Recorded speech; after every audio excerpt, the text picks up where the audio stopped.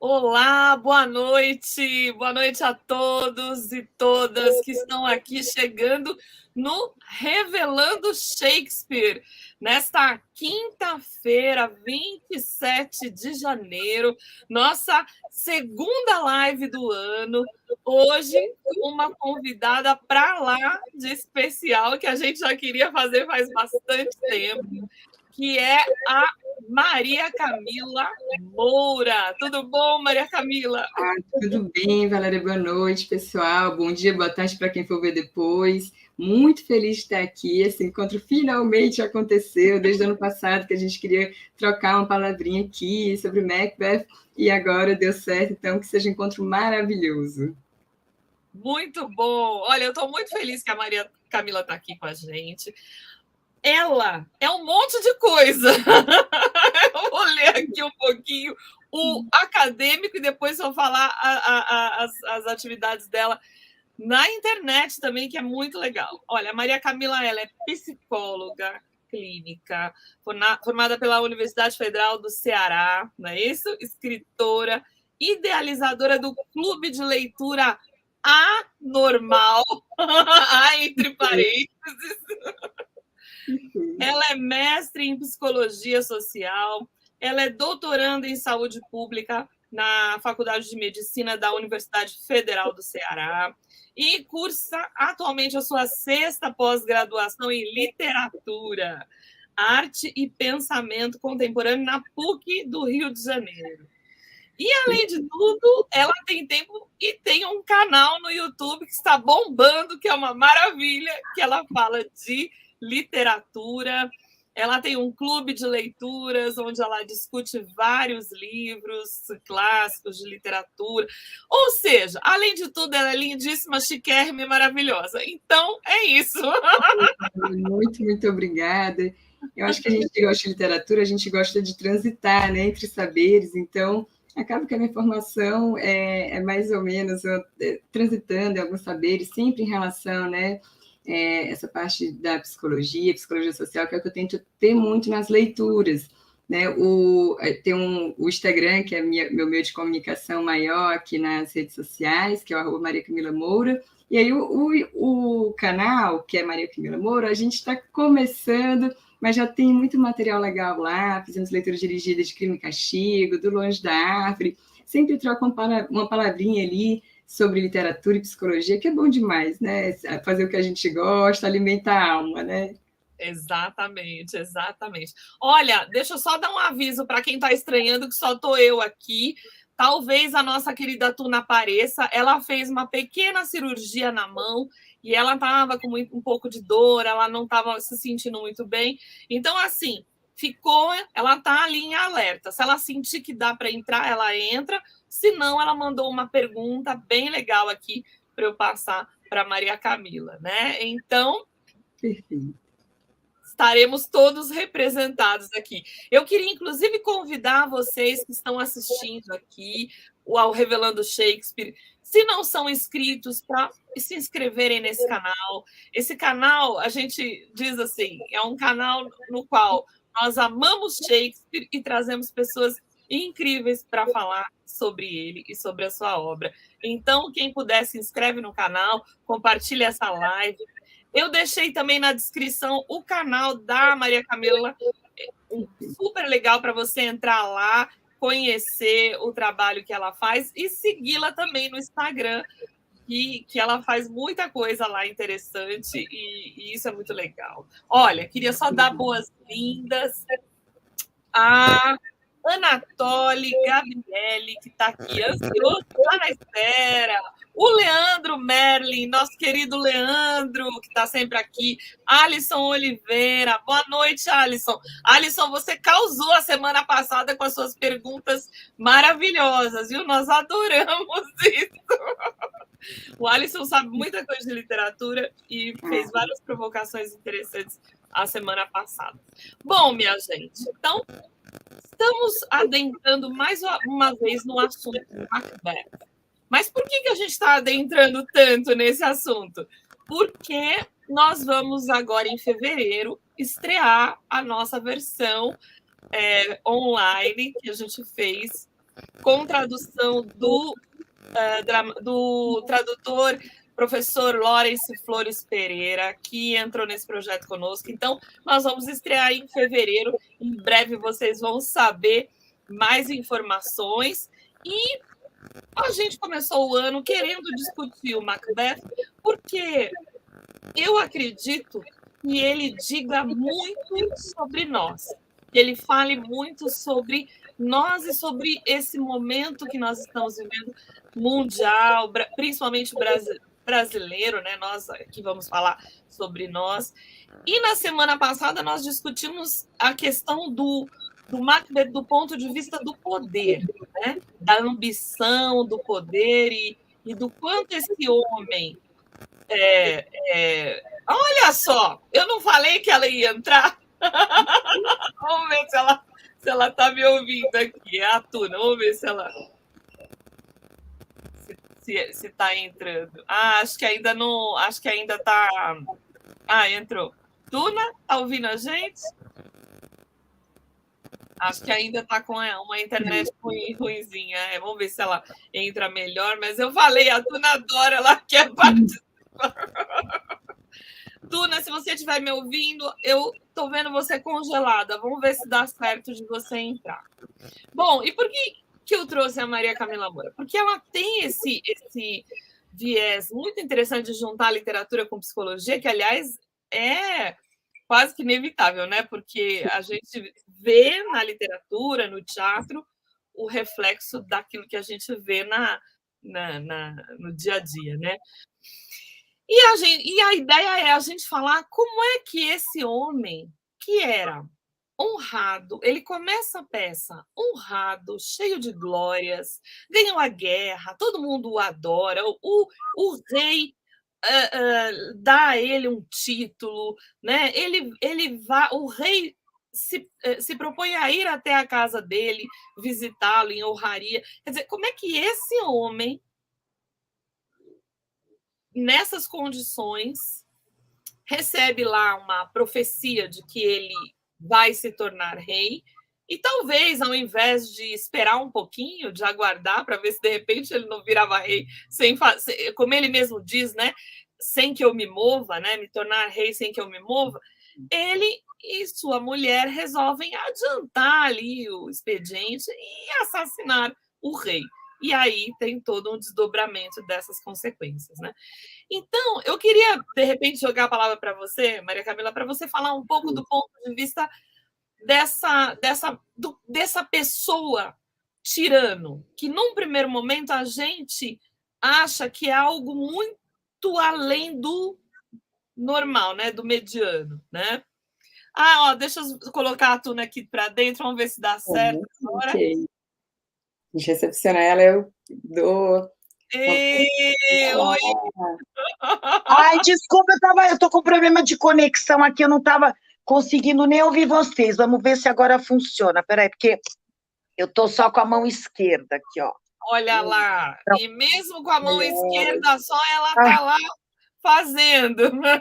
Deixa eu ver aqui. Desculpa, gente. Se ajeitar e eu te ponho daqui a pouco, a hora que você se ajeitar, eu te ponho. Pronto.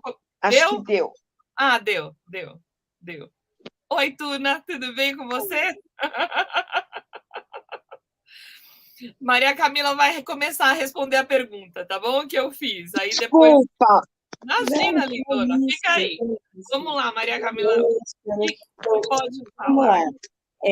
Quando a gente pensa, por exemplo, são várias questões para pontuar, né? E até é curioso, Valéria, isso que você começou falando, de como a gente tem múltiplos interesses, múltiplos assuntos quando fala de literatura. E hoje mesmo, quando eu estava convidando o pessoal lá em rede social, né, para poder vir para cá, eu até cheguei a comentar, nossa, mesmo quem, por um acaso de uma casa, ainda não tenha lido a obra, às vezes se depara com um conteúdo como esse, porque dentro da mesma obra a gente pode pensar em culpa, vergonha, remorso, niilismo, relações de poder, podemos pensar sobre a temática do suicídio, saúde mental, predeterminismo ou livre-arbítrio. Então, são tantas coisas dentro de uma obra tão curta, né, que assim, é incrível a capacidade de condensar, que às vezes a gente é super prolixo, fala um monte de coisa e não aborda em tantas temáticas e de uma maneira tão profunda, né? Mas para a gente começar a pensar um pouquinho, já que da semana passada vocês falaram sobre o poder em si, agora a gente vai pensar mais sobre esse ser humano, e o que compõe esse ser humano, né, que é apresentado como tirânico, diz de uma série de variáveis, né?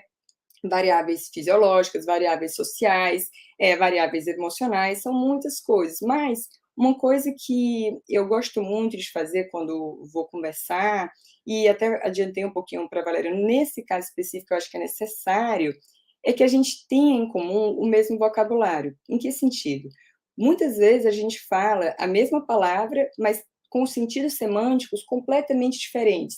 É o que a gente vê lá no Insustentável Leveza do Ser, não sei se alguém aqui, né, acho que todo mundo conhece, não sei, mas não sei se todo mundo aqui leu, que tem aquele pequeno léxico incompreendido das palavras em comum, né? Então, às vezes, a mesma palavra tem sentido diferente. E eu acho interessante a gente trazer isso, porque a gente fala de culpa para Macbeth, para Lady Macbeth, como se fosse a mesma coisa.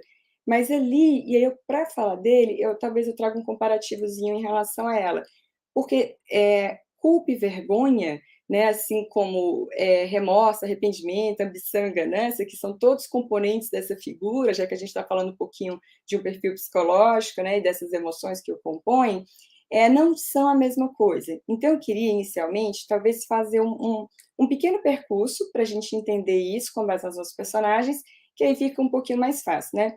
Primeiro, acho que a primeira diferença básica, para a gente pensar nesse tirano, eu acho que intuitivamente todo mundo sabe que é a questão da diferença de ambição e ganância. Aqui a gente está falando como sinônimo, mas tem uma diferençazinha, né, de intensidade, né? A ganância é como se fosse uma ambição desenfreada, aquela diferença do remédio, do veneno, depende da dose.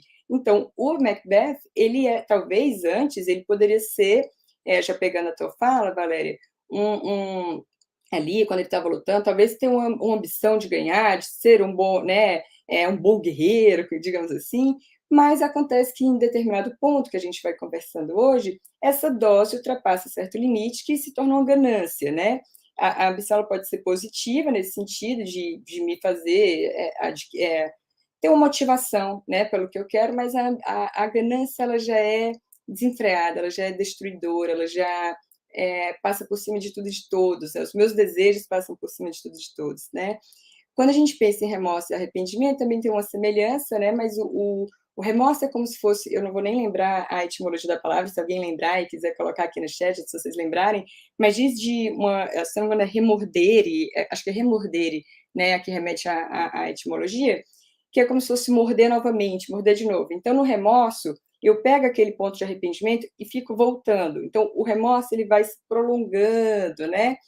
Mas o que nos interessa muito para diferenciar e tal, e como são personagens complementares, eu posso até depois voltar nisso, o Macbeth e sua esposa, é a questão da culpa e da vergonha. Quando a gente fala aqui de culpa, né, dos dois, na verdade, de culpa e vergonha, a gente sabe que teve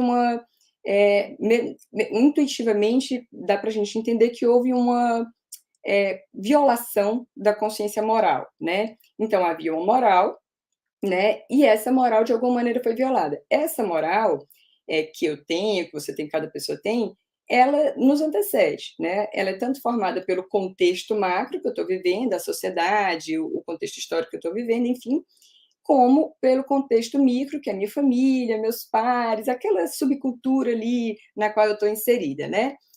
Então, quando eu quebro essa lei, quando eu violo essa lei moral, eu vou realmente cair ou em culpa ou em vergonha, que a gente normalmente fala como sinônimo, porque ninguém tem a obrigação de saber disso, a gente está aqui para até aumentar, né, às vezes, algum repertório, sendo que, normalmente, quando a gente fala com a mesma coisa, a gente está usando uma visão freudiana, né? A minha primeira formação foi em psicanálise lacaniana, mas eu já migrei para outra área desde 2014, 2015, mas eu gosto muito, né? Freud é maravilhoso de ler. E, na visão freudiana, que não cabe que eu destrinchar, senão a gente não dá conta de falar do que a gente vai falar hoje, né? Mas ele toca no mal-estado de civilização em alguns pontos. a culpa ela vai ser muito mais, vai dizer tanto do medo, né, de uma perda, né, de uma perda de um amor. Então eu sinto culpado quando esse amor está em xeque, e inicialmente é o amor dos pais, mas a gente sabe que depois, quando a gente vai crescendo, esses pais são substituídos pela sociedade. Então, um vínculo social está em risco quando eu tenho essa culpa, né? E também diz a culpa de como se fosse um sentimento de fracasso, um sentimento de insucesso, quando eu realizo o meu desejo. Então, eu quis matar e depois que eu matei, como no caso lá de Macbeth, eu tenho um desapontamento com a realização do meu próprio desejo, né? E o meu próprio desejo, ele é contra a lei moral, por isso gerou um dilema, e aí ocasionou essa culpa. Mas, hoje, a gente tem uma outra visão, né? Assim, principalmente tem o Tangney, a Tangney, né? Que é uma autora, mas tem muitos estudos hoje em relação a isso. A gente pode abrir portas para pensar já também com algumas especificidades a mais, mas sempre, mas ficou em comum com essa culpa freudiana, achar que a culpa é uma emoção adaptativa. Então, porque eu tenho culpa, eu não quero me desvincular com a sociedade, então eu não faço certas coisas, né? Eu não, imagina só, a sociedade sem culpa é uma sociedade inviável, né? Então é um vínculo social, é bom eu ter essa culpa apesar de tudo, né? E na visão atual, também culpa e vergonha, que eu vou explicar a diferença entre os dois, né? Também diz dessa internalização de regras, dizem de eu me sentir responsável por um mal causado, né? Sendo que nessa visão que eu vou explicar para vocês, a gente pode pensar, apesar de sempre falar, a Lady Macbeth, ela se suicidou por culpa. Não, na minha opinião, eu vou explicar, ela tem vergonha de si, e não necessariamente culpa. Por quê? A culpa, nessa outra visão, sem ser somente a freudiana, né, ela visa mais, a culpa visa mais o comportamento errado, e não quem causou esse comportamento. Então, eu fiz algo errado, eu posso ruminar o meu comportamento. Nossa, esse ato foi errado. Mas eu faço uma diferença entre eu e o ato. Então, isso não afeta tanto a minha identidade. Então, como não afeta tanto a minha identidade, tem uma separação entre eu e o ato, eu tenho maiores chances de reparação desse erro, de tentar reverter, de ter uma atitude compensatória. E como eu tenho essa separação na culpa entre eu e o ato, é o ato errado, né? Eu sou responsável por um ato errado, o foco na culpa é o ato. Eu também, assim, a gente vai, né, e também pelas pesquisas, como vou mostrar, a gente sabe que nessa culpa, essa pessoa ela internalizou uma regra, ela internalizou aquela regra moral, ela sabe que aquilo ali é errado, e ela burlou, mas ela está bem internalizada a regra.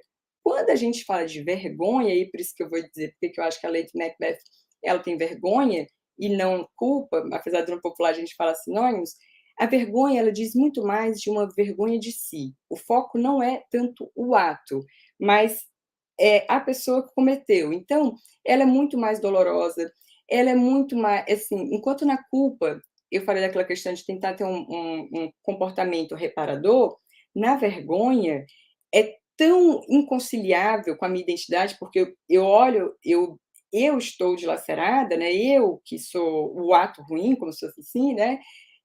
Que não há o desejo tanto de reparação, mas de fuga, de esquiva, que o que a Lady Macbeth faz com o seu suicídio é uma saída da realidade, não uma reparação, não um contorno dessa realidade, né? E as pessoas que sentem vergonha, normalmente o pessoal fala, como eu me livro, em clínica vem muito, como eu me livro do sentimento de culpa. A gente sempre questiona, será que a culpa é vergonha de si? Porque quando eu tenho a culpa, eu vou tentar reparar de algum modo, nem que seja com ações futuras, desloco para quem que eu vou fazer esse benefício, e na vergonha não, porque eu não escapo de mim, eu estou na minha pele o tempo inteiro, né? Pessoas que têm essa questão, né, são marcadas pela vergonha de si, essa vergonha moral, elas são mais, a gente pensa no movimento mais egocentrado. Como eu estou muito egocentrada na minha dor, como eu fui horrível, né? Eu não consigo nem desenvolver tanto o sentimento de empatia pelo outro, né? Não é tanto, o problema não é a dor que eu causei no outro, mas como eu sinto dor por eu ter feito aquilo. É a minha decepção comigo. Então, existe essa diferença muito grande, né, em relação a essas duas questões. E quando a gente pensa, eu vou para a Lady Macbeth e para a figura do Macbeth, né? Quando a gente pensa, né, nessa questão, por que a Lady Macbeth tem vergonha? Se a gente entende isso, acho que já vai ficando claro. Mas a vergonha diz essa exposição de mim, e a gente vai vendo o processo da Lady Macbeth, e começa depois ele de jantar, quando o Macbeth tem aquelas alucinações, né? Ele vê o fantasma e tal. Então, após uma exposição, ela começa ali o seu processo, né? Não é tanto sobre o ato, é sobre se sentir exposto. Começa a sementezinha da vergonha, é um se sentir exposto, né? Depois, quando ela está ali, naquilo ali que a gente normalmente a gente fala culpa, e tem aquela cena clássica, né, de lavar as mãos, vê que o que importa não é o Duncan, não é o mal causado, mas a minha mão está ensanguentada e não sai, não é sobre o ato, mas sobre a minha mão tá ali sujo o tempo inteiro, né? E também temos, né, isso eu nunca, até fica a dica, quem quiser escrever sobre isso, quiser também chamar, que eu sempre escrever sobre isso, mas eu vou deixando para lá, né, que eu nunca vi nada escrito em relação a essa questão da culpa e vergonha em Macbeth, porque aí o suicídio vem, então, como um terceiro ponto, em que a esquiva e fuga, e não tentativa de ação reparadora. Já o Macbeth, né, isso é uma coisa, gente, eu falo demais, então se quiser interromper, fica à vontade, né?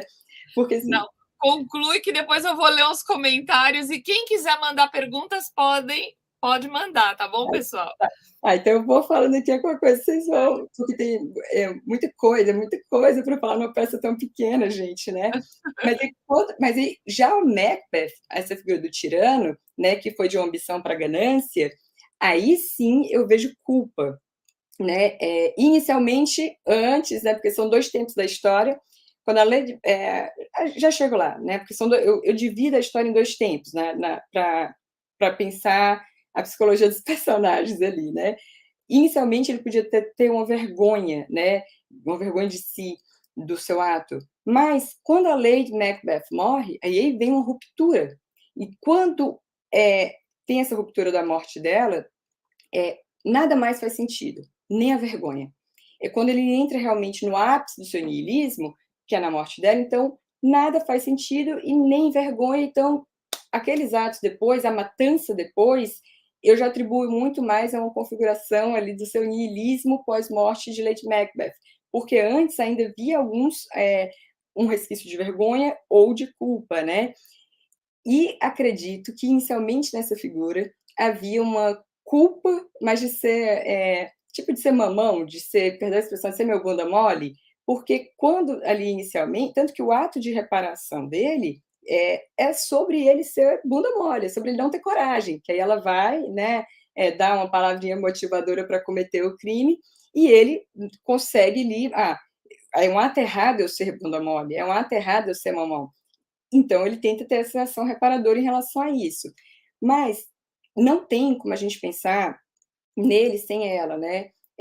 Acho que tem muitos autores aí né, de teoria literária que vão colocar que alguns personagens, algumas histórias, eles são divididos em 2 para a gente poder ter uma melhor compreensão. Porque nós, né, na nossa pequeneza, assim, a gente não compreende, às vezes, como a mesma coisa ocupa como a gente tem espaço para nossa ambiguidade, assim como os personagens, né? Mas o Macbeth e a Lady Macbeth, eles são um personagem dividido em 2 se a gente começa a pensar, porque as suas ações são complementares, né? A questão eu queria, se você segurar um pouquinho isso, porque eu acho que isso é um outro ponto muito importante que eu gostaria de falar, essa interdependência deles. É até interessante, porque não tem o nome da Lady Macbeth, é só Lady Macbeth, né? E Macbeth, né? E deixa eu só dar uma lidinha aqui em alguns comentários. E olha, o Alisson mandou mensagem para você, Tuna. Aí, Madame Dueck. O João Ulisses, nosso querido amigo aí, boa noite a todos e todas. A Débora Carvalho mandando boa noite, good vibes, boa noite, Débora. Aí a Lorena de Paula, boa noite, adoro o trabalho da Maria Camila. Olha, com certeza lá no nosso Instagram veio vários aí seguidores seus aí, curtiram. Fiquei muito feliz aí. E a Lorena colocou em latim Remorsum vem do verbo remordere, que significa voltar a morder, causar sofrimento prolongado ou repetido, ou atacar de volta no sentido de vingar. E o Alisson comentou, muito boa leitura da Maria Camila, estou adorando. Eu vou ler a pergunta, mas vou passar para a Tuna, tá? Deixa eu só... Não, Você quer falar antes? Não, só uma coisinha sobre já agradecendo, né, a Lorena, né? A Lorena. Tema em espanhol é remordimento, né? O remorso, e morso vem de mordere, né? Que é também italiano. Então, morso é eu mordi, o morso, o già morso. Então, o remorso, então, só para reforçar a colocação ótima da Lorena, né? E aí eu vou deixar minha pergunta para depois, quando couber, tá bom, Valéria e Maria Camila? Primeiro, Alisson, beijo, mas a minha pergunta, que ainda não tem a ver com o que está sendo dito agora, especificamente, mas eu vou deixar para quando couber, tá bom? A minha pergunta vem de uma das frases que eu mais adoro nessa peça, que é Unsex Me, da Lady, né? E que eu estava falando isso com o Alisson, que para mim não tem a ver com a fragilidade da mulher, não tem a ver, tire a minha feminilidade naquele sentido tradicional. Para mim, tire tudo que não for objetivo, pragmático, empático em relação ao outro. Então, a partir dessa frase, Maria Camila, eu gostaria que você falasse da questão da maternidade na Lady. Eu acho que é uma questão tão pouco abordada. Como é que ela vê filhos, como é que ela vê a questão da maternidade, como é que ela é abordada, até em contraponto com a Lady Macduff, que é uma super mãe, né? Então, eu queria que, quando coubesse aqui na live, você abordasse essa questão, que eu acho muito emblemática, e aproveitando que você tem esse viés da psicanálise e da psicologia. Muito, muito obrigada. Vai caber já já, vai caber já já. Olha, deixa eu só ler aqui a Joana Moreira Vidal. É sempre muito bom ouvir a Maria Camila. E o Anatoly Gabriele fez uma pergunta que essa sim a gente vai jogar para daqui a pouco, que é possível comparar Macbeth a Raskolnikov, que é o personagem do Dostoiévski? Aí ela vai comentar sobre isso. Mas, então, assim, achei muito interessante essa visão, né? Porque a gente que não é da psicologia não tem, eu, por exemplo, não tenho esse conhecimento, esse diferencial, né? A gente normalmente, de certa maneira, talvez a gente traga uma imagem de que eles mataram, então eles é como se fosse uma punição, né? Só que no caso é uma punição deles mesmos, né? E o Macbeth, eu acho que a coisa que mais me impressiona nesse personagem e que faz com que eu goste muito dessa peça é que ele, a despeito de tudo que ele faz de ruim, ele tem consciência da onde ele está entrando. E ele tem o sofrimento também. Então, e tanto que ele diz coisas muito belas ao longo do texto. As frases mais pungentes, falando sobre a vida, sobre o sentido da vida, sobre são dele, né? E são reflexões sobre aquilo que ele mesmo fez, só que ele não vê possibilidade de voltar atrás, né? E ela, de alguma maneira, a gente não vê o processo da Lady em cena. A gente só vê a Lady forte e, de repente, começa a dar essa desconexão entre eles, depois passa um tempão sem ela aparecer, daí a gente já vê ela louca, já perturbada, né? Lavando as mãos, sem ter nada. Então, não tem o processo dela, tem o processo dele, que fala em vários momentos que ele não dorme, né? Que Macbeth matou o sono, que Macbeth não dorme mais, né? Ele fala isso dele mesmo, ou seja, ele sabe que ele não conseguirá mais voltar atrás, né? E aí, para puxar um pouco o que a Tuna está falando, e aí você poderia complementar, juntar, esses dois são tidos como o casal mais bem resolvido da obra de Shakespeare. Eles são tidos como um casal que está completamente entrosado. E a gente verifica que ela teve um filho e não tem mais. Então, esse filho morreu. Tanto que naquela versão aí com a Marion Cotillard começa com o filho. Isso não tem na peça. A única coisa que tem na peça, ela fala, eu já amamentei. Né? Então, ela já teve um filho e não tem mais. Então, até essa questão de ser mãe é algo que não existe. O que existe é uma mulher e um homem extremamente ambiciosos, né? Então, acho que talvez você pudesse, junto com essa pergunta da Tuna, falar sobre essa relação entre eles, porque é uma relação que começa bem e vai, pouco a pouco, se desagregando, né? E também tem um jogo de forças entre eles, né? Então, queria que você... Adorei essa expressão mamão, que eu não conhecia.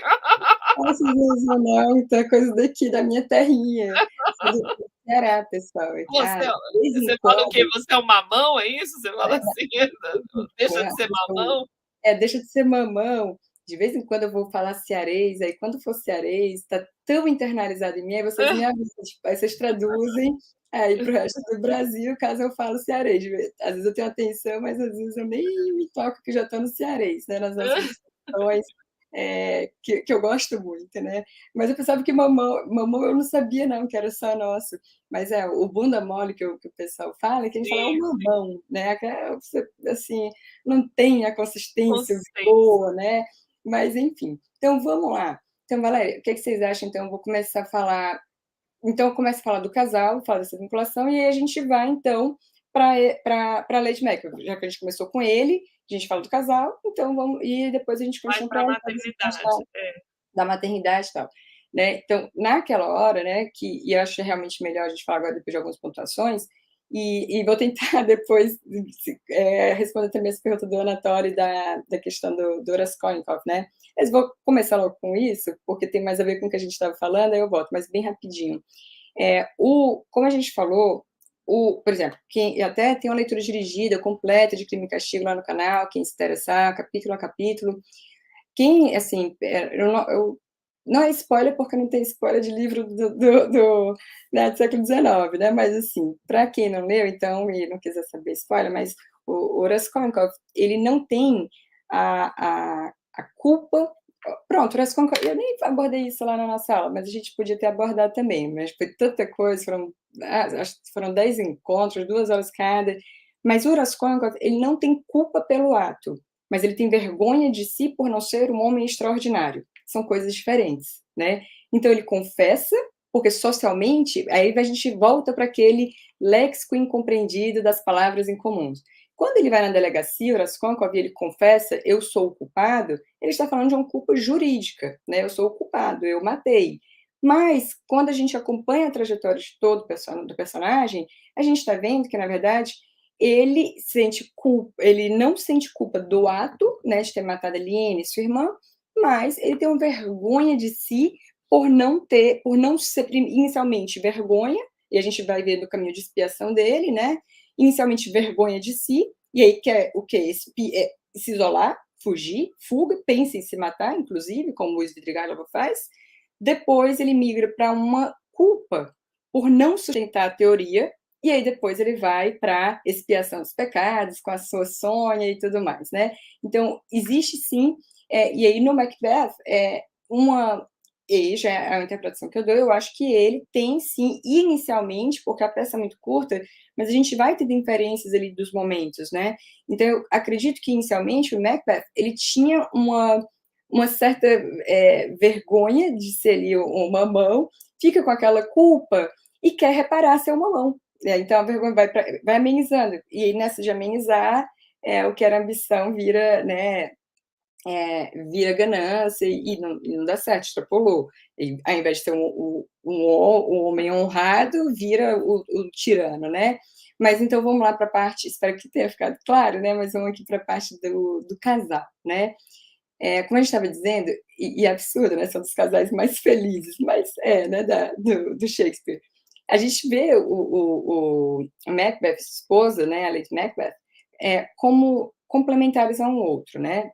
A gente fica mais fácil olhar como o movimento de um se completa no outro. Quando a gente começa a pensar, por exemplo, ele tinha o desejo de se tornar rei, mas ela tinha um impulso para fazer isso acontecer, né, para planejar esse acontecimento.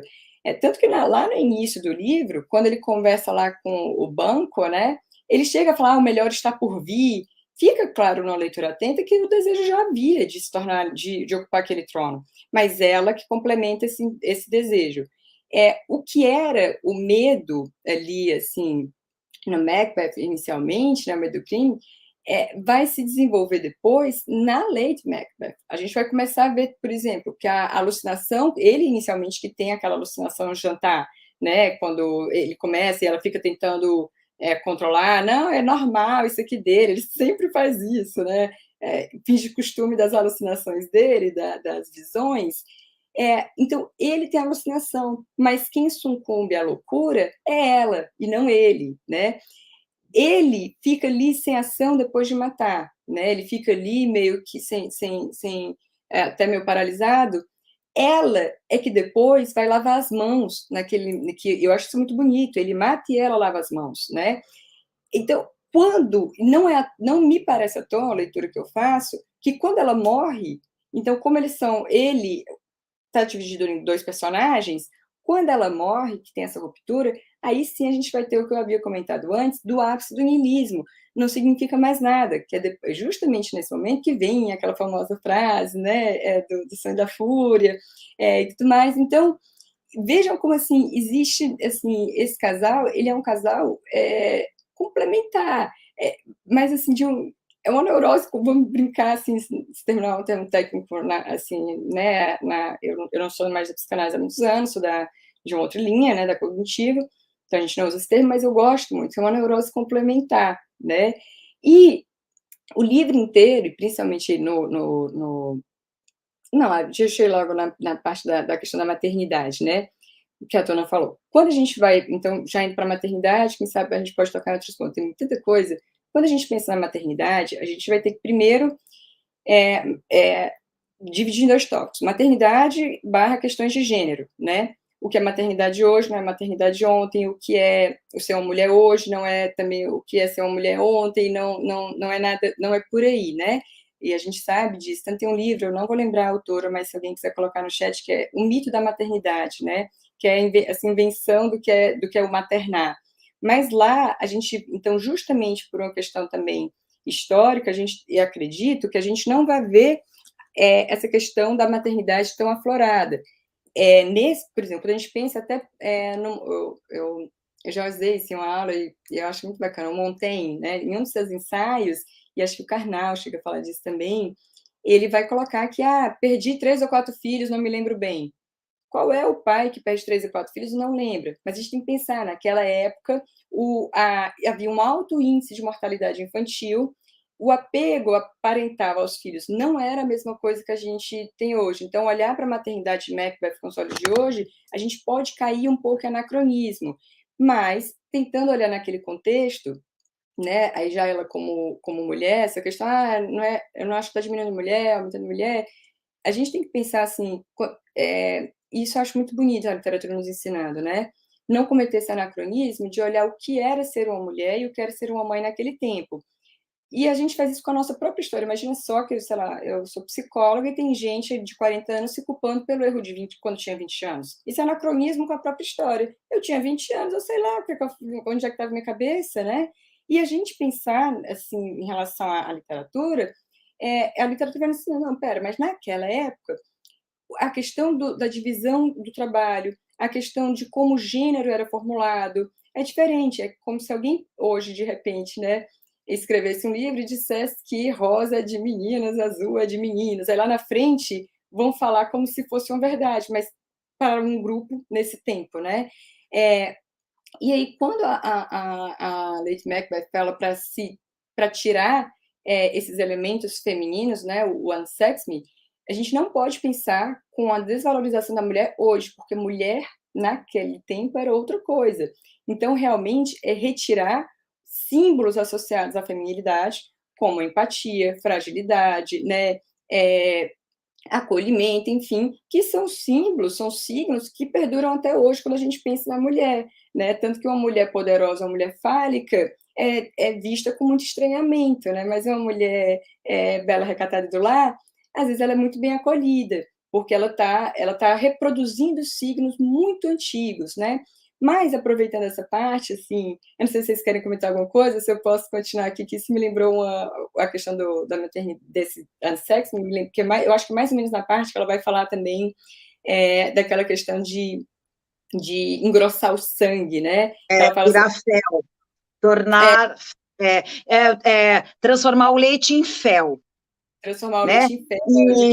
E o Anatoly lembrou, o livro chama L'amour en plus, né, que é o mito que o Anatoly lembrou do título em português da Elisabeth Badinter. Né? Elisabeth Badinter, perfeito. Esse mesmo, esse livro é maravilhoso para entender essa construção da maternidade, que é um mito. Esse amor da maternidade que a gente vê hoje não é assim. Não estou dizendo pela maus intérpretes, se estiverem vendo, me deem folga. Não estou dizendo que não existe, porque posso até já falar disso. Nós somos uma construção social. Então, na construção social do nosso tempo histórico, o mito do amor materno é uma realidade. É uma realidade ficcional, que não foi em outro tempo, mas agora né? Mas voltando nessa parte, né, do fel, de tornar o sangue grosso, aliás, já vou até adentrar nisso. A Lady Macbeth, ela vai esquecendo que é como se tivesse, aí eu lembrei do que o Anatoly citou, ela só leva em conta o seu desejo. E ela, de alguma maneira, racionaliza o seu desejo. Mas hoje, por exemplo, em psicologia, principalmente o pessoal da análise do comportamento, que isso vê muito com o pensamento de Skinner, a gente parte do pressuposto que existem sempre 3 variáveis que atuam o tempo inteiro em todos nós, independente da gente querer ou não. Uma é a variável que a gente chama filogenética. Filogenética diz do desenvolvimento da minha espécie humana. Então, ter puberdade, ter uma menopausa, com envelhecimento, a minha pele ficar mais ressecada, ao crescimento, meus dentinhos nascerem. Isso é da minha espécie, não diz de mim. Mas existe ainda um componente ontogenético que diz da minha história de vida, da minha ontologia, do meu ser, experiências que eu e uma irmã gêmea não teremos iguais, porque a hora que olharam para mim é diferente da hora que olharam para ela. O que eu vi, no ângulo que eu vi, é diferente do ângulo que ela viu. Então, essa experiência ontológica, né, ela também não tem como escapar dela. Inclusive, tem memórias que são, que a gente chama memórias amidalares, né, que elas são indeléveis. E tem um terceiro ponto, que é a terceira variável que está atuando na gente, a gente se dando conta ou não, que é a cultura. Né? E essa cultura, macrocultura e microcultura da minha família. E lembra que lá quando a gente começou, a gente falou que a culpa e a vergonha, elas advinham de um embate moral entre o meu desejo e o rompimento com uma regra, né? Uma regra. Seja essa regra pode ser social, pode ser do meu núcleo familiar, da minha cultura. Então, a Lady Macbeth, ela não levou em conta que, por mais que ela racionalizasse, por causa da filogenética dela, não influencia se ela é assassina ou não. Pela história de vida dela, ela achava que o desejo dela era tão forte que tudo bem matar, porque teria algo maior, melhor para a sua própria vida. Mas ela não levou em conta que ela é um ser cultural, ela é um ser formado por uma moral, que ela cortou. Então, ela não sustenta, ela pede justamente para poder, né, engrossar seu sangue, unsexme, ou seja, não é sobre não ser mulher, mas me dê elementos dessa virilidade. E lembrando que naquela época fazia sentido a gente associar masculinidade à virilidade, porque haviam guerras, né, embates, corpo a corpo. Teoricamente, no mundo civilizado, eu não preciso, né, assim, estar matando ninguém para manter meu território. Existem leis, né, instituições funcionando ou não. Então, naquele contexto, unsexme me dê virilidade, me dê isso que é possível de matar. Porque se a gente para pensar, e aí vem a questão que eu acho, o Macbeth, eu acho o livro dos paradoxos, né? O Macbeth, o mesmo ato que levou o Macbeth à ascensão foi a sua decadência, que foi matar. Ele matou o inimigo lá do Duncan na primeira batalha. E por isso ele recebeu o outro, né, traiu, ele mata, recebe todas as honrarias. E é por matar que ele decai.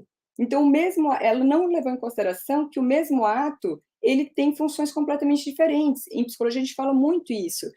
A gente nunca pode fazer um diagnóstico de uma celebridade, a gente nunca pode falar de alguém que a gente não conhece, porque a gente está vendo comportamento, a gente não está vendo intenção.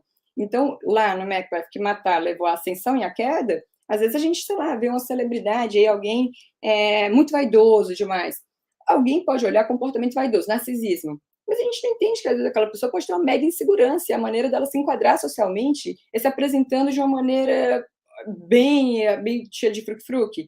Então, a Lady Macbeth, ela ignora essa intencionalidade, ela ignora a sua cultura, que ela é um ser cultural, ela ignora um monte de coisa, ela levou em conta só o desejo, né? É a minha interpretação. Não sei se vocês querem falar alguma coisinha. Eu falo demais, gente. Não, excelente. Quer comentar alguma coisa, Tuna? Senão eu vou ler aqui. Diga. Não, eu acho que é isso mesmo, eu acho que é essa busca do pragmatismo e que me remete sempre a Maquiavel, a gente sempre fala de Maquiavel nas nossas lives, assim, sempre, várias vezes a gente falou de Maquiavel. Então, esse unsexy, eu adorei essa interpretação e eu recuso um pouco esse clichê do que é o feminino, né? E é isso, a coisa da objetividade, principalmente do pragmatismo. Então, tire de mim qualquer sentimento que me faça fraquejar. Eu acho que é um pouco isso. Eu não quero fraquejar. Então, me tire tudo o que poderia me fazer refletir, ou usar o coração, ou sentir. Eu acho que é um pouco isso, né? Porque se você vai para o Eros, você está indo para a vida, você está indo para a pulsão da criação, do desejo. E Unsex Me, eu não tenho nada disso. É o seguinte, é isso que eu quero e eu vou conseguir, então me tire qualquer coisa que me faça questionar, né? Então eu acho que o pragmatismo é um pouco isso. É o que é útil nesse momento. Né, o que é que tem que ser feito nesse momento para eu obter tal resultado. E aí que eu acho que a gente também volta para o Maquiavel. Então, adorei eu acho que vai muito de encontro ao que eu acho, que é também a questão da maternidade, e não sempre ir pelo padrão do que é ser uma mulher, né? Eu acho que vai mais para isso que você falou, para a questão ontológica e para o humano, no que ele tem de mais vil, de certa forma, que é eu me desligo do outro em função do que eu quero, né? Então, e Tuna, só complementar, Valéria, uma coisa que você falou, olha que bacana essa questão. O sentido é como Macbeth é de paradoxo o tempo inteiro. Quando ela fala, né, esse Unsex Me, você contou muito bem, Tuna, que é me livre de tudo isso que me faz sentir, né, enfim, ao que eu fraquejo, mas diz um sentimento, ela nem se dá conta, mas ela está atrelando o seu sentimento a uma construção social do que é virilidade. Ela compara o sentir com com as características masculinas que são construídas socialmente. Então ela é um ser social, mas não se toca que é um ser social. E aí a gente volta tudo lá, ela só leva em conta o seu desejo. Eu não sei como que a gente ainda não sabe essa questão de gênero, o que é da mulher, o que é do homem. Poxa, eu também já falei em palestra algumas vezes, quando falam, maquiagem é coisa de mulher. Tá, vai lá, dá um Google, homem, século XVI, vê lá Henrique VI também, né, todo maquiado com mais pó do que eu, alto, é coisa de mulher, bota lá, século XVII, moda século XVII masculino, saltos. Então, tudo isso que a gente vê hoje é uma construção. Eu não estou dizendo para todo mundo chegar agora e estou totalmente livre das construções, mas é muito diferente eu entender que como eu me posiciono como mulher ou como homem é uma construção, então eu posso continuar reproduzindo certos padrões, mas sem aquela necessidade, sem entendimento, sem, por exemplo, sei lá, porque eu tenho que andar maquiada. Não, é um padrão social do meu tempo, eu acabo fazendo, me identifico, porque eu sou ser cultural, então, de tanto ver, me sinto parte quando reproduzo, mas não diz do meu caráter estar assim ou não. Entende? Então, é muito bom a gente entendendo essas questões culturais na nossa formação de subjetividade. A gente vai ter uma aula semana que vem sobre isso. Quem quiser participar, na semana normal. Vai ser muito bacana. Muito legal, muito legal. Entra lá no canal dela, dá uma olhadinha no que ela tá nas atividades que ela faz, que são muito legais. É interessante isso que você falou, porque quando a gente tem noção de que isso é uma construção, de certa maneira a gente também se liberta, né? Porque a gente também entende que são comportamentos acordados, né? E que eu posso fazê-los ou não, e que tá tudo bem, né? E não há problema. E eu posso reproduzir sem ter o mesmo peso, porque às vezes a gente reproduz, mas com o entendimento, eu não estou sendo escrava, eu posso estar reproduzindo, mas sem a escravidão daquilo, eu tenho que. Não é uma escolha, mas é menos mal. É menos mal. Olha, eu vou só ler alguns comentários. Tem uma pergunta do Alisson que eu vou comentar também, mas antes só dar uma boa noite aqui para o Rosenaldo Luna. Rosenaldo, onde você estava? Que bom vê-lo. Feliz 2022 para vocês, de quem eu sou fã. Valéria e Tuna, muito bom. A nossa querida Lucy dando oi. Oi, Lucy. Tudo bom com você? Ah lá, ela falou, perfeito, Tutu. Tutu é a Tuna, gente. E o Rosinaldo estava com saudades de aprender. Que bom, que bom. Olha, o Alisson, ele fez uma pergunta, mas antes ele fez um comentário, que aqui a gente fala goiaba, né? O que vocês chamam de mamão é verdade. É verdade. Nem lembrava mais disso. E ele fez a seguinte pergunta. Eu gostaria de perguntar a Maria Camila se ela poderia falar algo sobre o sono, a morte do sono, e aí ele complementou o sentido simbólico dessa morte do sono, porque o Macbeth ele faz alguns comentários nesse sentido. Esse, né, de que ele fala Glamis matou o sono, Macbeth não dorme mais, né? Então, quer dizer, a culpa que não vai dormir. Ele faz algumas associações quando ele fala da morte do Duncan, que o Duncan está lá no túmulo depois da febre da vida. Eu gosto muito dessa imagem, né? A vida como um torpor, né? Como e só para complementar, você falou daquela frase, a frase ele fica no exato momento que ele sabe da morte da Lady, né? Ele diz assim, se tivesse morrido ou mais cedo ou mais tarde, e tempo eu teria para uma tal palavra.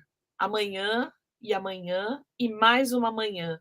Se arrasta dia a dia em passo parco e lento até a última sílaba transcrita no tempo. E nossos ontens todos só luzem para os tolos, acenda rumo ao pó. Aí vem a frase que todo mundo conhece, né? Vai, apaga a vela breve. A vida é só uma sombra móvel. Um pobre ator que brame e trombeteia o seu papel no palco e logo sai de cena. É um conto tonto, dito por um idiota, repleto de som e fúria, significando nada. Ai, cara, eu tô toda arrepiada com a tua leitura. Literalmente, você está falando. Linda, nossa. Eu não consigo bater palmas com as duas mãos, mas parabéns, adorei. Então, vida, sono, febre, tudo aí junto. Sleep no more. Aliás, nós começamos a ideia da live por causa do Sleep No More, porque ela foi no Sleep No More, e a gente... Trouxe até a nossa, por causa a gente fosse falar para você. Eu não fui, gente, mas é um espetáculo que tem vários países. No caso, não sei, acho que você foi em Nova York, é isso? Nova York. Que é sobre a peça de Macbeth, né? E ele não tem texto, né? Ele é todo encenado, né? E se você entra nos espaços e o público usa essa máscara. O público usa máscara e vê os atores sem máscara. É uma experiência maravilhosa. Mas já a gente chega lá... A gente chega lá e eu ainda, no final, quero falar sobre bruxas. Só pra gente... Claro. Mas espera, vamos voltar lá. Só volta aqui que vai lá. Sono, morte, sono, morte, a Tá bom, então vamos lá. febre, não dormir mais pela culpa, né?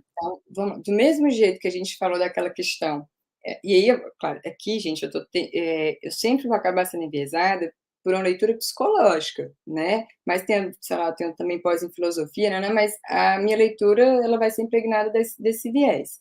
Então, vou falar sobre esse ponto de vista, mas se quiserem trazer outro, me lembrou essa pergunta do Alisson, até já que a gente falou do Raskolnikov hoje, né? O Raskolnikov, antes né, ele tem uma teoria lá, não importa a gente destrinchar agora, mas o crime e a doença caminham juntos, né, para ele. Então, e nesse adoecimento dele, cada vez, né, que ele vai ficando doente, ele tem a questão da perturbação do sono.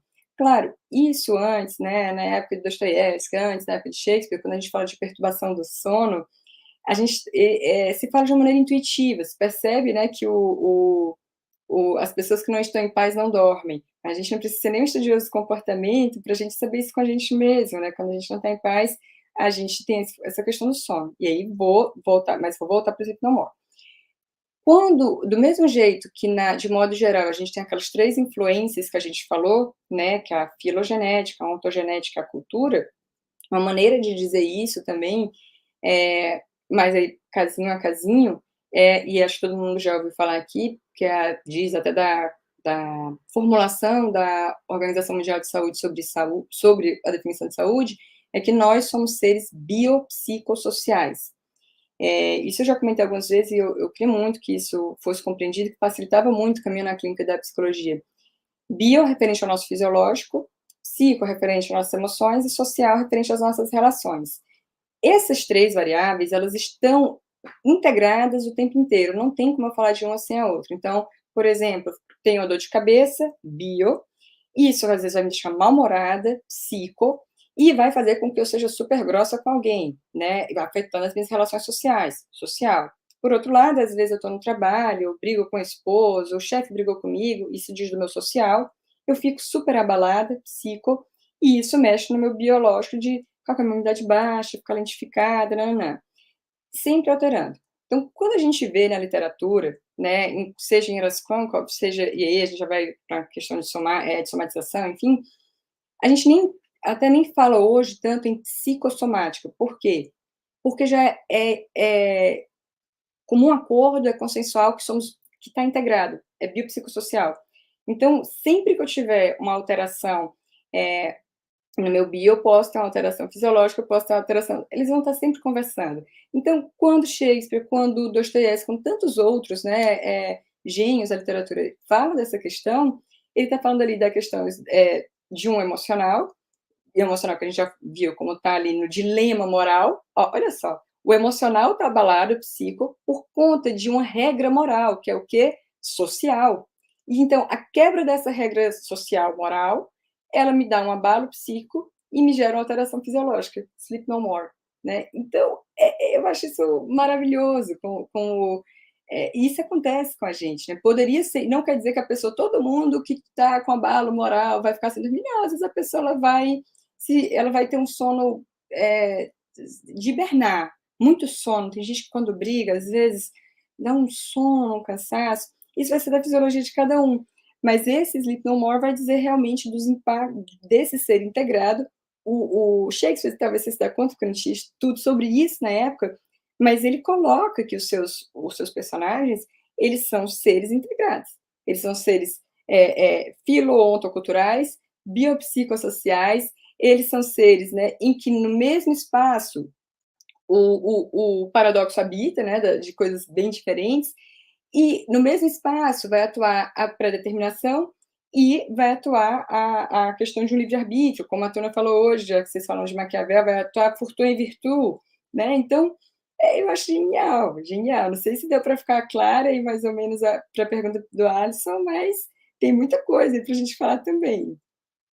Eu acho que eu queria emendar nesse sentido sobre a questão das bruxas, né? Porque as bruxas, Não sei o que a Tuna acha disso também, porque normalmente, por exemplo, às vezes eu já vi em alguns lugares, as pessoas gostam sempre de significar, né? Ah, as bruxas são a consciência, as bruxas são não sei o que lá, as bruxas. E às vezes eu vejo, não, as bruxas são as bruxas, porque elas existem. Eu também acho que elas existem, mas aí é uma brincadeirinha da minha parte. Mas assim, quando o Shakespeare escreveu, havia realmente a crença de que existiam bruxas. Agora, de alguma maneira, você não vê no texto em nenhum momento elas dizendo, Macbeth, faça isso, entendeu? Elas não dão, não, elas, na verdade, tem toda uma simbologia que você pode associar, né? Três bruxas com as 3 parcas, né? Com as 3 moiras do destino. Né? Tem várias alusões nesse sentido, né? De quem seriam essas 3 bruxas. Mas o fato é que essas 3 bruxas saúdam Macbeth, que vai ser rei, né? E saúda um banco que será pai de reis. Então, como é que a gente poderia fazer uma análise dessas personagens? Né? O que elas... lógico, a gente poderia pensar de várias maneiras. Né? A gente, cada dia, está pegando um viés. Então, aqui como é que a gente poderia pensar psicologicamente? Quer dizer, não é o que o Shakespeare fez, né? Porque ele acreditava, não sei, mas ele tinha um rei lá que acreditava, que estudava demonologia, bruxaria. Então, também existe a suposição de que ele tenha colocado essas personagens porque o próprio rei estudava o assunto. Eu não sei se a Tuna quer complementar um pouco sobre isso. Eu só vou complementar com aquilo que a gente comentou na semana passada sobre o filme do Joe Cohen, quando a Catherine Hunter, que faz as 3 bruxas de uma só, ela diz uma coisa que eu gostaria também que a Maria Camila comentasse, que é um pouco complemento ao que você disse. Ela diz, temos todos bruxas dentro de nós. Eu acho que isso é uma síntese fantástica, que seja projeção ou não, né, no viés da psicanálise, não importa, mas bem antes da psicanálise, é isso, temos bruxas dentro de nós, e a gente projeta para fora o que a gente deseja, como se fosse um Deus ex machina que vai decidir pela gente. Não, a gente é capaz de fazer muitas maldades também, ou coisas grandiosas, ou coisas vis. Então, eu acho que é um pouquinho nesse aspecto também que eu gostaria de saber se a Maria Camila concorda, ou como é que ela vê isso. Eu adorei que você trouxe isso, porque quando eu penso nas bruxas, eu vou explicar que não é tipo a personagem. Eu penso numa representação do mal, mas todos nós temos um mal, seja nomear como for, seja como pulsão de morte, seja como realmente os nossos subsolos, enfim. E só, vou fazer uma breve digressão, mas eu já volto. Essa questão, bem como vocês falou também, Tuna, que eu gostei muito, que bem anterior à psicanálise. Inclusive a gente tem uma brincadeira que o Freud, na verdade, com todo respeito, pelo amor de Deus, não é nenhum mau intérprete, mas na verdade ele foi um grande sistematizador, né, de Shakespeare, de Dostoiévski, de Nietzsche, então, Schopenhauer. Então a gente vai vendo ali o Freud como um grande sistematizador de ideias, e isso é um trabalho brilhante, tá? Isso não é diminuir que a pessoa escuta a gente falando. Quando a gente pensa na Svetlana, que eu até discuti com a Valéria lá no Tríptico, que foi muito legal, a gente fala da Svetlana, no Alexeyevich, ela é Nobel de Literatura, no final das contas, mas ela é uma grande sistematizadora, né? Então, isso não é diminuir, tá? Para quem pensa que eu falar isso é diminuir. Mas vamos lá, em relação... O que eu acho, né, que as bruxas, elas representam o mal, mas um mal que nos habita e que dá pano para manga para a gente pensar sobre o mal. Por quê? Vamos lá. Tem até vou fazer uma comparação que pode parecer nada a ver, mas é que me vem muito na cabeça. Também não vou lembrar o nome do livro, mas é do Chomsky, que ele vai falar, agora não lembro se é livro ou é artigo, que ele, não sei se vocês chegam, uma época bombou aí na internet, que eram as 10 estratégias, não, num livro, que eram 10 estratégias de um governo autoritário para poder manipular as massas. Eu não sei se vocês lembram, o que rolou foi muito, que era tipo, entre essas estratégias para manipular as massas, a gente pensa, um governo para manipular as massas é um governo, né, duvidoso, mal, né, assim, e dizer mal aqui sempre dizendo, A gente está sempre trabalhando nesse sentido de uma ambiguidade, uma maneira dialética, não 100% mal, 100% bom. Não, isso na Terra não existe. Se a gente acredita em uma crença transcendental no 100% bom, 100% mal, tudo bem, mas na Terra é difícil, né? E aí o Chomsky vai falar para a gente, dentre essas estratégias de manipulação, ele vai falar de estratégia de distração, ele vai falar de uma coisa que se chama double speak, que é na mesma frase, eu digo uma verdade, mas eu posso trazer uma mentira, ou nem trazer uma mentira, mas eu dou pano para manga para você complementar como você quer. E a gente vê, às vezes, canais assim de figurões aí que estão no governo, que às vezes eles estão cheios de double speak, eles falam uma coisa, mas eles colocam de uma maneira para você complementar do jeito que eles querem, né? Também tem essa questão, assim, de às vezes, de utilizar muito impacto emocional, eu não vou lembrar de todas as regrinhas, mas brinca com impacto emocional. E quando a gente pensa nas bruxas, né, nesse sentido mal, nesse sentido de um mal manipulador, não sei quais eram as intenções da bruxa ou não, mas desde o início elas se colocam como esses seres, né, o bom é mal, o mal é bom, né, que aí tem um monte de coisa para a gente refletir sobre isso, mas elas nunca falam, faça isso ou faça aquilo, mas elas de fato colocam... Diz, Tuna, diz. Não, é porque é isso que eu queria dizer, é a projeção do que ele quer, na verdade. É ele, ele quer aquilo, e é muito fácil você dizer, e aquilo que eu estava falando, que é um Deus ex machina que decidiu, que vem de fora, nada vem de fora. Como disse a atriz, tudo está dentro da gente. Eu não quero assumir que eu sou capaz de cometer atos hediondos para conseguir o que eu quero, então eu digo que a culpa é do outro, eu responsabilizo o outro. Então, de certa forma, a bruxa disse isso. Que a bruxa disse isso? É você que quer isso, é você que está projetando aquilo como se fosse algo que viesse de fora. E que é uma coisa recorrente em todos nós humanos. Quando a gente tem vergonha até de pensar algumas coisas, quando a gente não quer assumir que a gente foi capaz de desejar o mal a alguém. Quantas vezes você não deseja que fulano desapareça das suas vistas? O que é isso? É que a terra engula, meu amor, a gente está falando de morte, né? Então, em vez de psicologicamente eu tentar me reforçar interiormente para sofrer menos com aquilo, porque quando você fala, fulano me incomoda, não. Na psicanálise eu aprendi, eu me incomodo com fulano. Como é que eu vou lidar com este incômodo? Então, de certa forma, as bruxas significam isso. Eu estou colocando lá fora o que está dentro de mim. Por que é tão cômodo, não é verdade? Por que você não assume que é aquilo que você quer, que você é capaz de matar para conseguir? Como a gente tem a nossa censura interna, a gente não vai sair matando por aí, então você deseja que aconteça alguma coisa que engula aquele tirano, né? A gente está vivendo isso de certa forma. Então, só meu parênteses aqui. Não, mas eu amei seu parênteses, porque o seu parênteses ele foi totalmente psicológico. Eu só vou nomear o que você acabou de falar, que se chama viés de confirmação.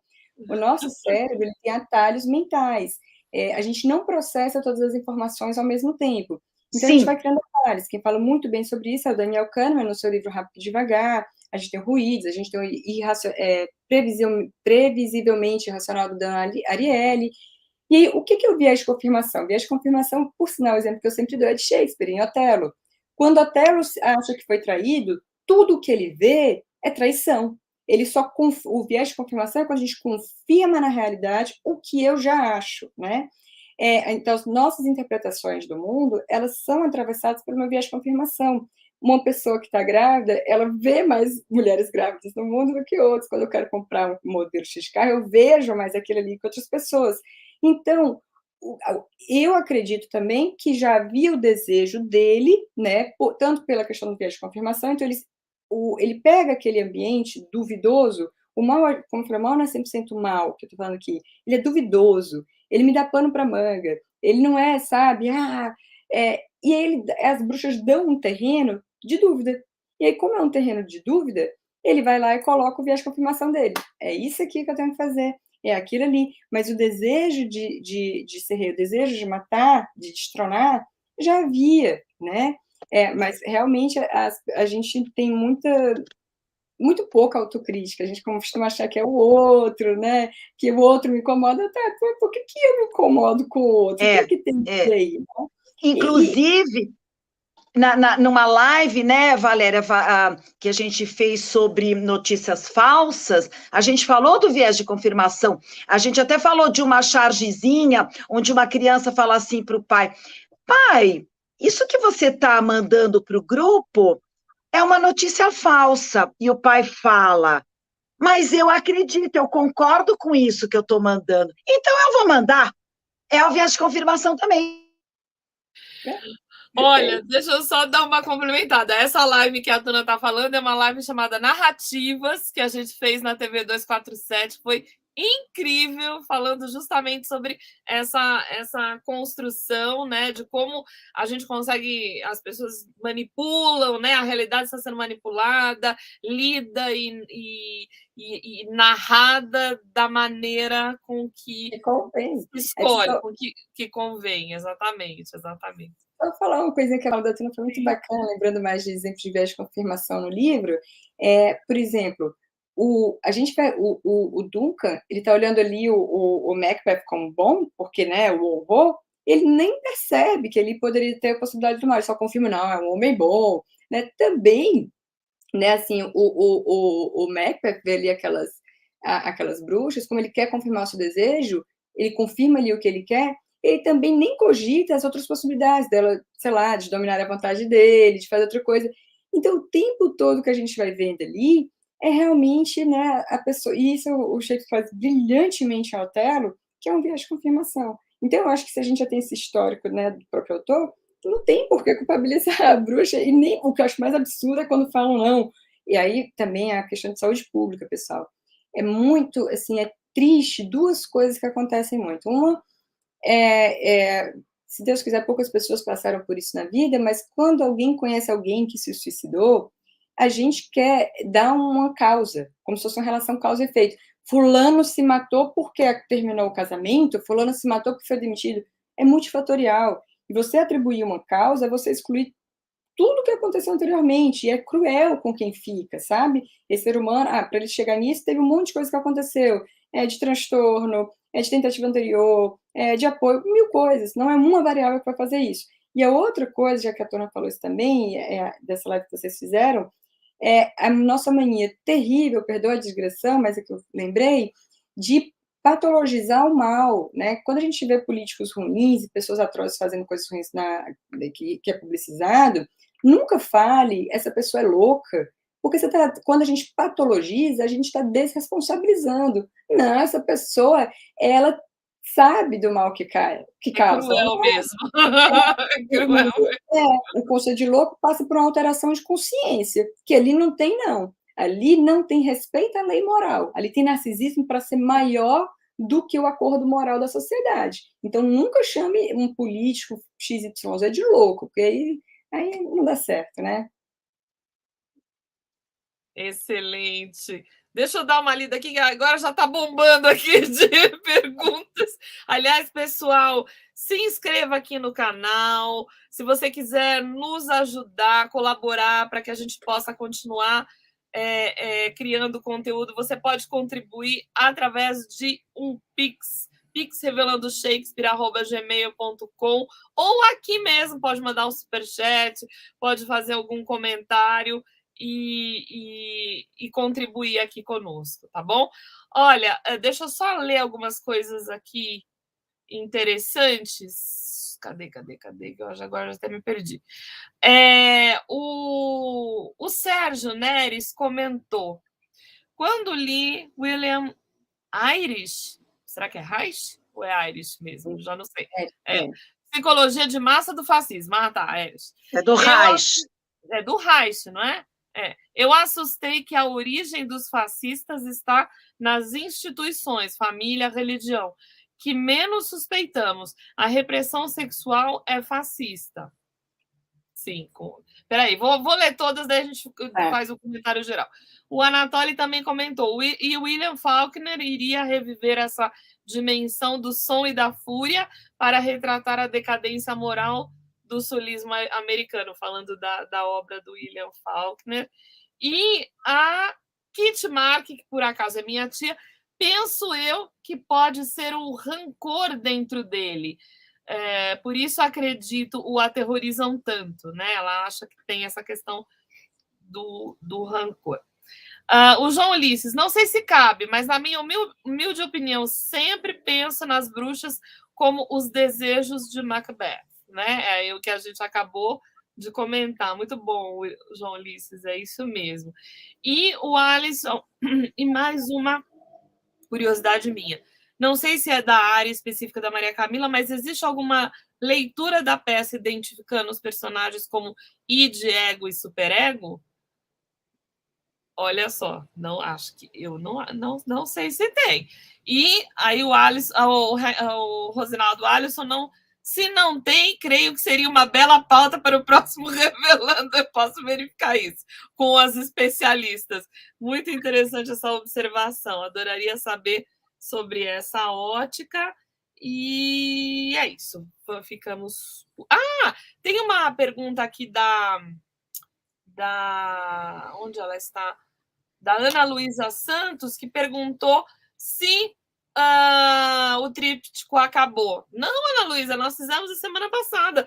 Voltamos a semana passada justamente com Macbeth e amanhã teremos Hamlet. Acho que Hamlet vamos levar uns 2 trípticos aí. Fica lá. Quem quiser conhecer, o Tríptico é um programa toda sexta-feira, das 2 às 4, na TV 247. A gente faz esse... No YouTube.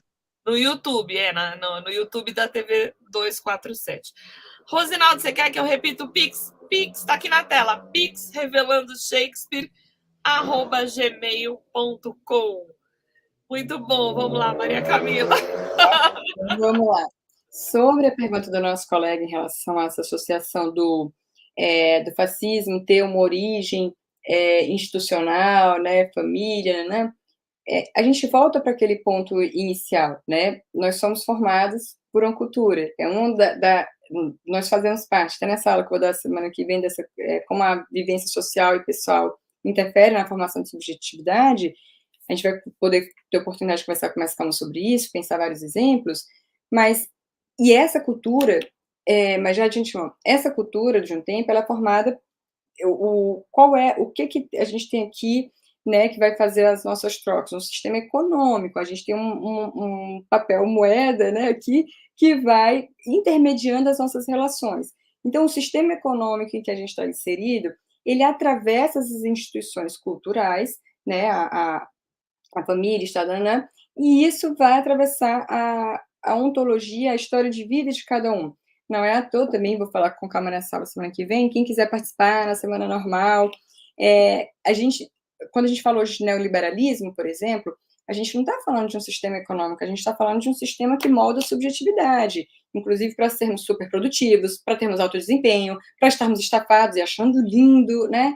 Então, a gente tem que entender que naquela época, como hoje, como para todo sempre, não, assim, a origem do nosso bem-estar social e mal-estar, ele passa por esse vetor cultura, não tem como, né? Então, assim, mas sobre aí a questão assim, da repressão sexual, ser fascista, aí já é um debate muito longo, mas já é uma teorização, né? Uma teorização psicanalítica, eu já trabalho com muitas abordagens, mas é uma teoria que é muito bacana de se iniciar um pensamento psicológico, mas é algo que a psicologia social hoje talvez não trabalhe tanto, né, assim, quando a gente pensa em outros viés dessa maneira, mas é uma teoria que eu acho linda para pensarmos, né? Sobre a questão que alguém perguntou de id, ego, superego, né?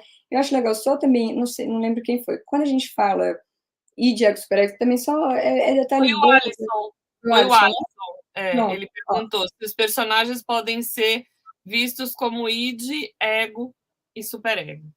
Ótimo, então aí vamos lá. Aí são duas questões. Uma é só a nível de aumentar o repertório da gente, assim como o Dostoiévski, ele não foi traduzido direto para o português, né? Ele foi primeiro para o francês, aí sofreu uma super deturpação, aí do francês para o português, Freud também, inicialmente, ele não foi traduzido direto para o alemão, né?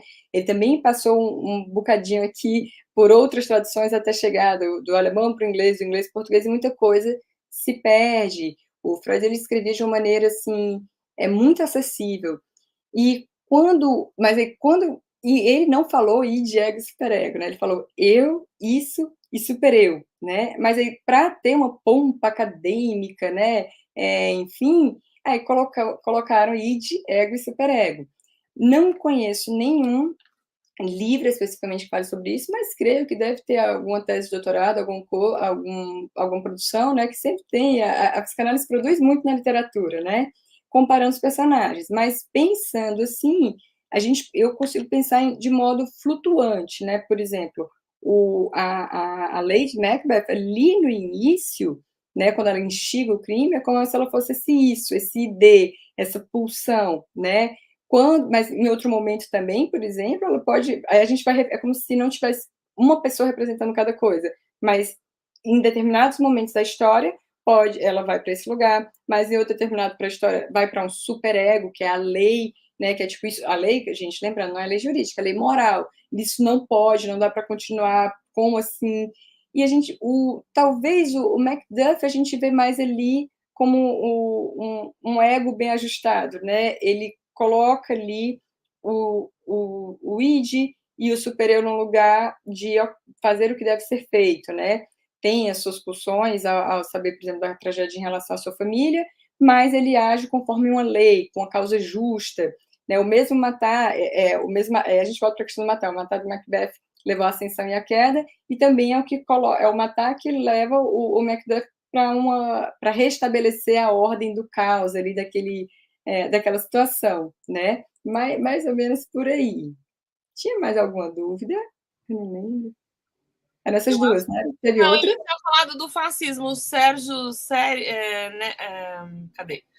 Neres tinha falado sobre psicologia de massa do fascismo e ele se assustou que a origem dos fascistas estaria não, okay. nas instituições que menos suspeitamos, e a repressão sexual é fascista. Isso eu cheguei a tocar. Toda, assim, também, tudo vai depender do contexto econômico, se a pergunta dele e a do Diego Superego foi, mas tinha alguma outra, não são essas duas, que às vezes eu vou... Do Alisson, Não, tem mais uma colocaçãozinha do Alisson. Não, tinha um comentário da Anatoly, né, que o William Faulkner revivia a questão do sonho e fúria, e a Kitty Mark falou, penso que tem rancor dentro dele, que ela começou também a sugerir essa foi aquilo que a gente falou que outra pessoa falou que pensa que são os desejos, né? Que tem tudo a ver com o que a gente estava conversando, é o que ele tem nele que está espelhando, né? E confirmando nas bruxas. Acho que foi nessa hora que deve ter escrito sobre isso. Tem uma fala dele, quando ele, logo no começo da peça, quando o rei diz que o novo rei vai ser o próprio filho dele, o Malcolm, o Macbeth tem uma parte, né? Ele fala príncipe, porque o Malcolm vai ser príncipe de Cumberland. Aí ele fala, príncipe de Cumberland, eu vou ter que dar um jeito nesse daí, entendeu? Isso aí é uma pedra no meu sapato que eu vou ter que dar um jeito, né? Então, quer dizer, é interessante isso, porque ele... E depois, nesse trabalho que a gente fez com o Lawrence colocou uma coisa interessante, que o próximo rei não seria necessariamente o filho do Duncan, que naquele período deveria ser o mais honrado, mais nobre. Provavelmente o próprio Macbeth. Só que o Duncan designa o próprio filho como sucessor. Então, isso também não é uma coisa correta do Duncan, né? Isso foi o que o tradutor, né, o Lawrence, trouxe para a gente. Então, quer dizer, isso a gente não vai saber se não conhecer os trâmites do período, né? Mas é algo que também mostra que tem um jogo ali político, né? Porque o Duncan geralmente é visto, ou ele é representado como um bom velhinho, né? Quase né? Geralmente é um senhorzinho mais bonzinho e tal. E não necessariamente. Aliás, não precisa nem ser velhinho, porque as pessoas viviam muito pouco naquele período, né? 40 anos já era idoso, né? Perfeito, perfeito. Ler sem contextualizar, e eu abro um parênteses, a gente tem o que você comentou até no início, galera, a gente tem esse clube de leitura, né, que é uma vez por ano, que as inscrições, né, o clube rolou o ano inteiro. Por sinal, fica o convite, dia 7 de fevereiro, às 7 da manhã, a gente vai abrir as inscrições. A gente tem algumas aulas sobre a mesma obra.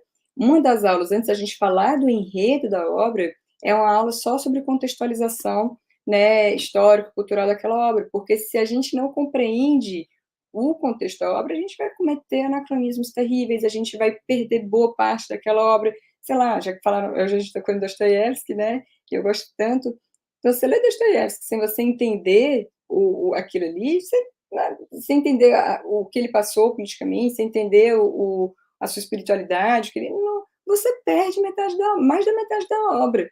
Né? E acredito que com todas as obras seja assim. Então, cada obra a gente vai fazendo isso, justamente para pegar esses detalhezinhos. E aí, falar em detalhes, só porque você falou, também lembrei, eu não vou lembrar exatamente a frase, mas pegando esses, só detalhezinhos, né? Lá no comecinho do livro também, da peça, do Macbeth, vai ter uma hora que ele está, né, assim, bem no comecinho, quando ele, né, o Duncan fica, já que você falou do Duncan, fica sabendo, né, que o outro traiu e que ele honrou, matou e tal. Eu não vou lembrar a frase exata, mas diz algo como se fosse, o Dany fez algo horrível, né, mas aí veio o traidor, fez algo horrível, mas aí veio o noivo de Belona, né, e se mostrou igual, o derrotou. É um detalhe, se mostrou igual, ou seja, lá na frente, ele estava sendo igual a um traidor. Lá na frente, no primeiro ato, o autor já tem dado uma chave hermenêutica para o livro inteiro. Ele se igualou ao outro. Eu acho lindo a gente conseguir ter uma leitura atenta, porque às vezes a gente fala do neoliberalismo, né? A gente está só na leitura de check, de quantos livros, o pessoal ficou postando ali tantos livros, Tá, mas você está vendo que às vezes lá na primeira parte tem um detalhe, o bonito é isso, ler com atenção, discutir, pensar em coisas que a gente não pensou, né? Eu gosto muito desse momento, muito mesmo.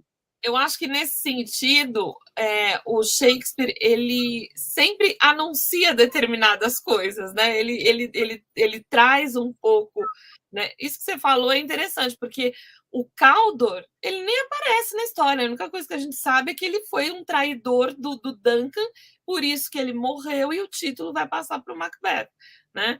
E é o próprio Macbeth que vai se tornar o novo traidor, né?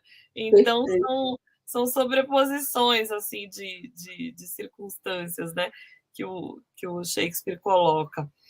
Gente, a gente poderia ficar aqui uma vida, né? Mas já estamos 1h30. Tuna, você quer complementar com alguma coisa ou você está firme? Não, eu acho que está assim. Acho que a gente abordou tantas coisas e com essas digressões todas, eu acho que é uma live primorosa. Quero te agradecer demais, Maria Camila, agradecer as perguntas maravilhosas, de altíssimo nível, as considerações, as observações. Agradecer demais, mandar um grande, grande beijo para minha Val, para todo mundo, Dani, Maria Camila. Não, esquecemos faltou a do Dani. Pergunta do Daniel. Mas ela é ótima, porque ela dá uma amarrada em tudo. Isso mesmo, o gancho final vai ser a pergunta do Daniel, que vai ser respondida à altura. Então, já me despeço aqui, só vou ouvir a resposta e agradecer a todos vocês. Um grande beijo. Vamos ver. Vocês estão visualizando, Dani? Então, né? Então? Sim, sim. Então, vou soltar aqui. Olá, doutora Maria, muito boa noite, bem-vinda ao Revelando Shakespeare, boa noite, Valéria, boa noite, Tuna. Estou deixando minha contribuição aqui gravada e minha pergunta é sobre o seguinte: como identificar, do ponto de vista da psicologia, aquele tirano que, como vários tiranos, primeiro se apresenta como uma pessoa muito legal, como uma pessoa muito ligada, por exemplo, com as massas. Como identificar aquele que irá se tornar um tirano, ainda que seu discurso de hoje seja, às vezes, pacífico, às vezes muito, muito sincero ou carismático. Valeu, obrigado. Será que temos como identificar? Eu vou apelar ali para o Chomsky que a gente falou. O grande tirano de hoje é o tirano que sabe jogar com manipulação de massas na mídia, nas redes sociais, né? Tanto que a gente vê as punições para os, né, políticos hoje é perder a conta do Twitter. E quando a gente. E aí tem o Chomsky, quando ele fala desses aspectos, ele vai falar dessa questão de infantilizar o público, né? Vai falar dos tiranos, e isso a gente vê muito, né, dos tiranos de infantilizar o público, de saber por você o que é o melhor para você, né? De lhe fazer pensar que é um sacrifício para lá na frente ser melhor, que nem a pauta trabalhista. Não, não, tem que ter a reforma trabalhista. Não, não, tem que ter a reforma tal, tal. Quando vê, e a gente sempre vai se sacrificando, eles vão dizendo que aquele sacrifício é para um bem maior. Quando a gente, esse bem nunca chega, e a gente fica, o Brasil é o país do amanhã, e para sempre será, né? Enquanto tiverem algumas pessoas no poder, né? Essa questão de manter o público numa ignorância, numa mediocridade, e isso de, assim, se o seu candidato, né, ele está compartilhando fake news, ele coloca o que sabidamente é um anticonhecimento, ele está fazendo questão de contribuir com a sua mediocridade. Então, quem é que me quer medíocre? Quem é que me quer nesse processo de emburrecimento? Não é alguém, provavelmente, né, que quer exercer um poder, né? É alguém com um potencial de tirano, né? Essa questão, assim, também sabe, assim, de reforçar, isso é típico dos nossos tempos, de reforçar um discurso de autoculpabilidade. Não deu certo, a culpa é sua. Você não se tornou um mega empresário alugando a bicicleta para entregar no Rappi, a culpa é sua, porque alguém no mundo conseguiu. Então, esses discursos de uma meritocracia cega, infantilização do público, de sacrifícios para um bem maior posterior, reforçar a autoculpabilidade, contribuir com o seu processo de emburrecimento e de mediocridade, né? Assim, fazer esse double speak, às vezes o cara não fala uma mentira, mas faz isso, faz um double speak, aí você complementa do jeito que você quer, né? Então, tudo isso, eu acho que a gente pode integrar e que muito disso vem desse pensamento do Chomsky, a gente integra nessa figura do novo tirano, né? Pelo menos é o que eu acho, né? É muito interessante. Tem uma. A gente não vai fazer isso, não vai ler, mas um outro dia a gente lê. Quando o Macbeth fala com os assassinos que vão matar o amigo dele, o banco, o discurso do Macbeth poderia ser colocado nos dias de hoje.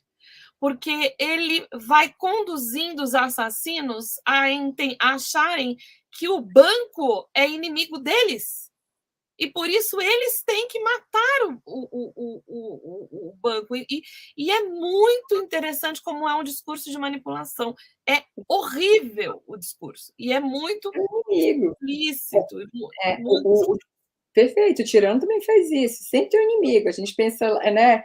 Todas as guerras, eu tenho um inimigo comum. Nem que esse inimigo não exista, seja um delírio, né? Mas a gente tem que combater o comunismo no Brasil. Mas, pô, onde é que você vê o comunismo aqui? Mas tem que combater. Nunca teve comunismo nesse país.